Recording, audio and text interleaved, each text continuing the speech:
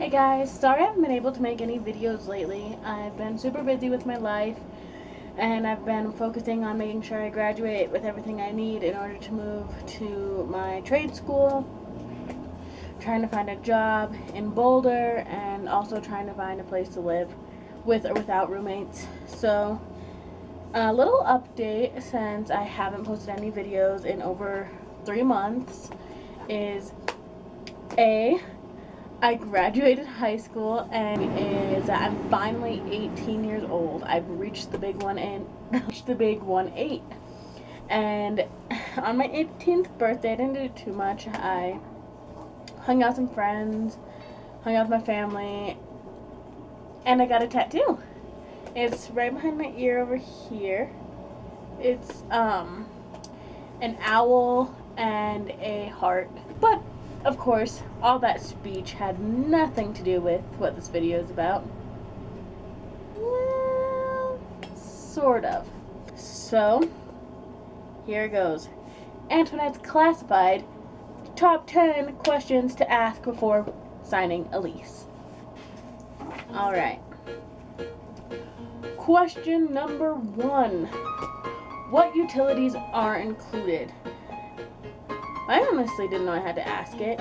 Like, I assumed that water, trash, sewer, or like the basic utilities that are included everywhere. But I found out that in like mobile homes, for example, they don't always include that. So always make sure you know what utilities are included so you have a better understanding of how much a month it's going to cost for you to live where you're moving. Question number 2. How long is the lease? For example, I'm going to a culinary trade school and it's a 10-month program.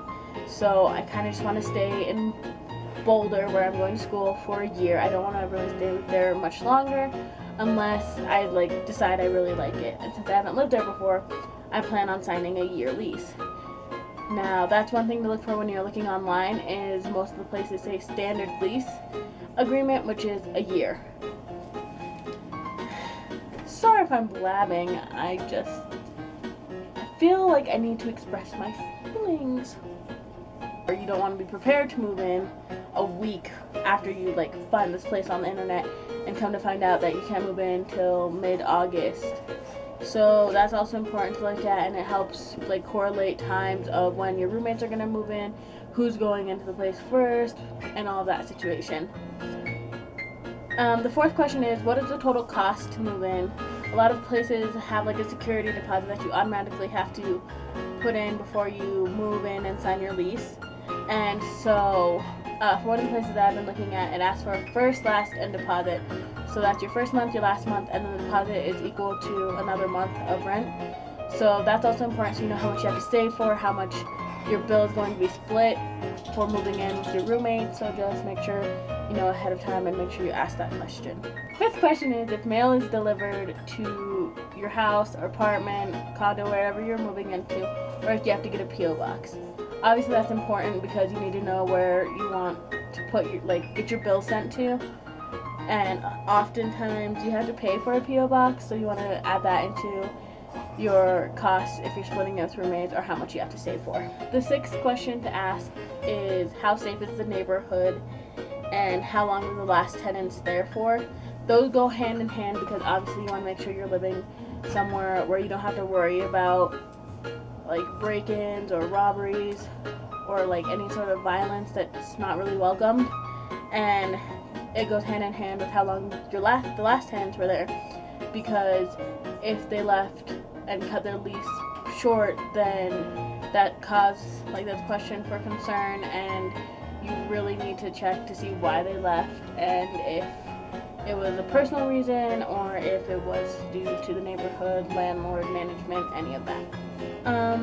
The seventh question is if something needs to be repaired, who do you call?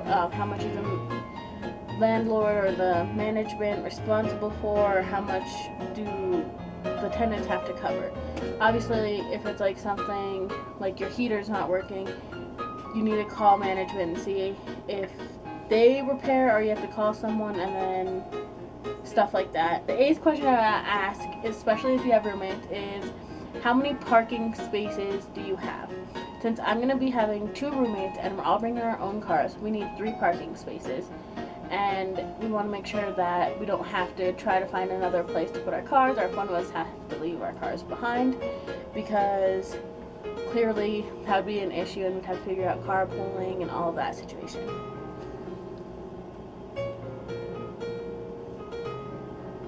The 9th question I would ask is, what are community rules and are there quiet times? Oftentimes, like especially for now, like the apartment complex that I'm living in now, you have to like turn your music lower if you're listening to music. You can't really be partying and stuff after 9 o'clock, and before 9 o'clock that's all okay, but because we do have like elderly people living here and disabled people and young children, you don't want to keep them up at all hours of the night, so that goes key with quiet time. Alright guys, so that's all I have to say about this whole roommate renting thing. I hope you guys liked it. I hope it was useful to you. Leave any question you have in the comments below.